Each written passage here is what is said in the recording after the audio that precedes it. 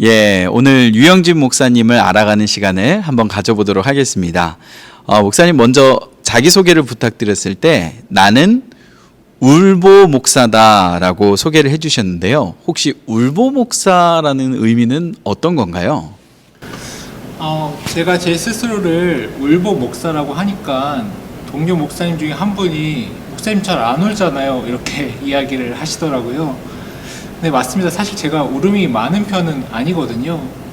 근데 인생의 중요한 순간마다 저에게 큰 울음이 있었고, 그리고 최근 들어서 울은 일이 생기는 걸 발견하면서 저도 하나님의 은혜 가운데서 변화되고 있구나, 또 내 인생을 만져주셨던 하나님의 특별한 순간을 기억하고 또 함께 나누고자 제 스스로를 울보 목사다라고 정의해 보았습니다. 예, 최근에 울으셨던 적이 있다고 하셨는데 혹시 그때가 언제였는지 여쭤봐도 될까요? 네, 제가 예전부터 좋아했었던 인도 영화인 블랙이라는 영화를 보면서 울었었는데요. 그 영화의 내용을 간단하게 말씀드리면 이렇습니다. 한 인도 안의 대저택에서 딸 여자아이가 한 명 태어나게 되는데, 그 아이는 안타깝게도 앞을 보지 못하고 듣지도 못하고, 그리고 듣지 못하니까 소리는 낼 수 있으나 정상적인 말을 할 수 없었던 여자아이였습니다. 그리고 일반적인 활동 자체도 굉장히 부자연스러운 아주 약한 아이였죠. 그 아이가 태어나서부터 여러 장애를 앓고 있다 보니까 그 아이에게 어떠한 교육도 들어갈 수 없었고 거의 반 짐승처럼 살아갔었던 아이의 일생을 다루고 있는 영화입니다. 그 아이에게 한 단어를 넣어주기 위해서, 어떠한 교육을 시키기 위해서 많은 선생님이 달라붙었지만 다 포기를 했었었고, 어떠한 선생님이 집요하게 그 아이에게 한 단어를 가르쳐주기 위해서 접근을 하는 영화입니다. 그 선생님은 지속적으로 한 단어를 넣어줘야 된다. 그 단어가 그 아이에게 빛과 같은 역할을 할 것이다. 저 아이는 육신적인 어둠 속에 갇혀 있지만 그 한 단어가 들어가면 그 아이의 인생은 달라질 것이다. 그 단어를 넣어주는 영화의 스토리를 담고 있는데요.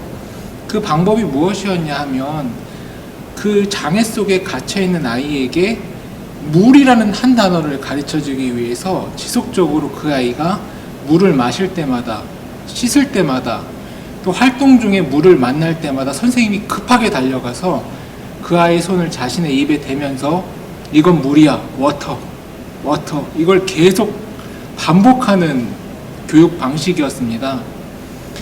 1년, 2년, 3년 긴 시간이 지난 뒤에 이 아이에게 계속적으로 물 한 단어만 강조하셨고 가르쳐주는 선생님의 그 한 단어가 이 아이에게 들어가는 장면이 아주 감동적입니다. 그 아이가 순식간에 깜짝 놀라면서, 그 아이는 정말 짐승과 같이 살았거든요. 어려서부터 어떠한 교육도 받지 못해서 그 대저택에서 동물과 같이 목에 끈을 묶인 채 짐승처럼 밥을 먹고 짐승 같은 소리만 내면서 자랐던 아이였는데, 물이라는 단어 한 단어가 들어간 순간부터 깜짝 놀라며 다양한 단어들, 다양한 개념들을 물어보고 배우고 그 장애 이면과 연결되는 삶을 살아가게 됩니다. 제가 왜 이 영화를 보면서 울었냐 하면요, 내 인생에 다가오신 예수님이 꼭 이런 모습이 아니셨는가를 느끼게 되었습니다. 사실 저는 영적으로 모든 것이 다 닫혀 있었던, 어둠 속에 갇혀 있었던 사람이었거든요. 저의 죄된 욕망에서 볼 수도 없었고 들을 수도 없었고 하나님을 찬양하고 말할 수도 없었던 존재였는데, 그 나의 선생 되어주시는 예수님께서 그 한 단어를 가르쳐 주시기 위해서 저의 인생에 계속해서 찾아와 주셨던 모습들을 느끼면서 울게 되었습니다. 저는 그러한 장면에서의 은혜와 그러한 기쁨들을 예수 그리스도의 내 인생의 구주라고 고백하는 삶을 살아가길 원하는 목사고요. 그러한 부분에 있어서 이 은혜를 나누고자 울보 목사다 표현하고 싶습니다. 예, 감사합니다. 그러면 이제 그 블랙이라는 영화를 통해서 목사님이 목사로서의 어떤 정체성, 그런 부분들을 설계를 해주셨는데, 그럼 혹시 어떻게 목회자가 되기로 결단하셨는지, 또 어떻게 소명을 받으셨는지 그 부분을 잠깐 소개해 주시면 좋을 것 같아요. 저는 사실 학교 선생님이 되기 위해서 노력을 했었던 사람이었고요. 그 이전에는 저의 다양한 욕망에 따라서 돈을 많이 버는 사람이 되고 싶었습니다. 이런저런 도전도 해보고 실제로 사업도 해보고 또 학교 선생님이 되는 준비도 해보면서 저는 저와 끊임없이 저의 욕망과 저의 갈망과 여러 차례 싸움을 했었던 사람이었던 것 같아요. 그러한 부분에 있어서 내 인생에서 뭐가 되면 좋을까 고민해보는 가운데서 간혹 목사를 해보는 것이 어떨까, 목회자의 길을 걸어보는 것이 어떨까 라는 생각이 들곤 했지만 이내 그거는 해서는 안 될 일이야, 그건 절대로 할 수는 없어 라고 제 스스로 정리하는 삶을 살았었습니다. 왜 그렇게 정리하였었냐 하면 목사님처럼 불행한 인생이 없다라고 생각했기 때문입니다. 사실 직장 생활을 해보실 우리 청년들은 다 이해를 하겠지만 직장터처럼 저주스러운 공간은 없거든요. 근데 목사님들은 그 직장터가 곧 교회가 되는 인생, 나에게 있어서 교회는 피난처이자 기쁨의 장소, 쉼의 장소인데 이 교회가 직장터가 되는 인생처럼 저주스러운 인생이 어디 있겠나. 저는 성경 보는 일, 기도하는 일이 굉장히 행복한 사람인데 이것이 저의 일상적인 일, 하기 싫은 일이 된다면 얼마나 불행한 인생일까, 이 생각 때문에 목사를 안 해야 되겠다라고 여러 차례 정리를 했었습니다. 하지만 이제 학교 선생님으로 가는 거의 마지막 관문에서 이제 내가 신학교를 가지 않으면, 또 지금 확실하게 기도해서 결정하지 않으면 내 인생에서 계속해서 후회하겠다, 그런 생각을 했었습니다. 그 부분에 있어서 하나님과 기도하면서 정리를 해야 되겠다. 또 사실 우리가 기도한다고 갑자기 생각이 바뀌지 않잖아요. 제 경험에서는 기도하기 전에 대부분 답을 다 결정하고 기도하면서 제가 생각했었던 답이 그렇게 바뀌었던 적이 없었거든요. 그래서 하나님께서 기도한다고 제 생각을 크게 다르게 해주실 거라는 생각도 안 하고, 그래 마지막으로 채무의식을 갖지 않도록 기도라도 한번 하자라고 생각하면서 이제 기도하는 시간을 가졌습니다. 근데 그 기도하는 가운데 되려 저에게 이렇게 하나님께서 질문하시는 것 같았습니다. 너가 그렇게 좋아하는 교회가, 성경 보는 일이, 기도하는 일이 너의 인생이 된다면, 너의 직장터가 된다면 그것처럼 축복된 인생이 어디 있겠는가? 하나님의 그 질문에 저는 망치로 머리를 맞는 것 같았습니다. 그리고 그 질문에 제가 선뜻 하나님 그거 아니에요, 그건 안 좋은 직업이에요 라고 대답을 할 수가 없었습니다. 그러면서 제 마음속에서 되려 이런 기도를 올려드리게 됐죠. 하나님, 그렇다면 하나님께서 약속하신 그것, 다시 말해 교회에서 생활하는 것, 또 성경 말씀을 읽고 연구하는 것, 기도하는 일을 계속해서 행복하고 즐거울 수 있도록 하나님께서 책임져 주십시오. 되려 그게 어떠한 의미에서 서원기도처럼 되어버렸습니다.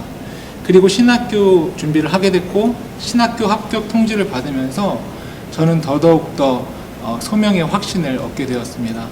여기서 한 가지 질문을 드리고 싶은데요. 그럼 목사님에게 지금 목회의 장소는 천국인가요? 지옥인가요? 우리 인생이 그렇게 녹록진 않죠.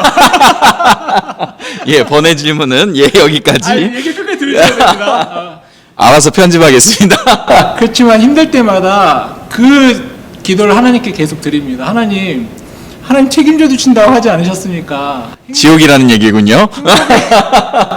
행복의 자리로 만들어 주신다고 하지 않으셨습니까? 그리고 하나님 책임져 주십시오. 그 기도를 계속하면서 하나님께서 그때마다 새로운 힘과 은혜를 주시면서 천국과 같이 달려오고 있습니다. 예, 감사합니다. 혹시 그 가정에 대한 소개와 그리고 또 개인 기도 제목이 있다면 좀 알려주시면 감사하겠습니다. 예, 먼저 저의 원 가정으로는 저희 부모님과 제가 있습니다. 제가 그렇게 보이실지 모르겠지만 외동아들입니다. 그리고 지금 저희 가정은 사랑하는 아내와 저희 외동딸 유봄과 함께 지내고 있습니다. 저의 인생의 세 가지 목표는 이게 기도 제목이 될 수 있겠는데요. 먼저는 좋은 목사가 되자, 그리고 좋은 남편이 되자, 그리고 좋은 아빠가 되자입니다. 이 세 가지 일을 잘하는 게 제 인생의 사명이라고 생각하고요. 이 순서는 우선순위가 아니라 한 가지의 목표라고 생각을 합니다. 저의 정체성이기도 하고요. 그러한 일을 잘 할 수 있도록 기도해 주셨으면 좋겠고요. 제가 좋은 남편이자 좋은 아빠가 될 수 있도록 같이 기도해 주시고 우리 가족의 건강과 화목과 행복을 위해서 함께 기도해 주셨으면 좋겠습니다. 예, 마지막으로 2022년 청년들에게 해주고 싶은 말이 있다면 같이 나눠주시겠어요? 서론에 말씀드렸지만 제가 그렇게 눈물이 많은 성격이 아니고 또 그러한 부분에 있어서 상당히 이성적인 사람이다라고 볼 수 있는데요. 요즘 청년들을 만날 때마다 또 청년들의 상황을 들을 때마다 저도 모르게 감정이 요동치는 경험을 하곤 합니다. 굉장히 힘든 상황에 놓여 있는 청년, 절박한 상황에 놓여 있는 청년, 또 여러 상황, 육체적 연약함으로 힘들어하는 청년들을 발견하기 때문입니다. 이를 위해서 함께 노력하고 기도하고 또 신앙적으로 권면하는 과정을 함께 해나가고 있는데요.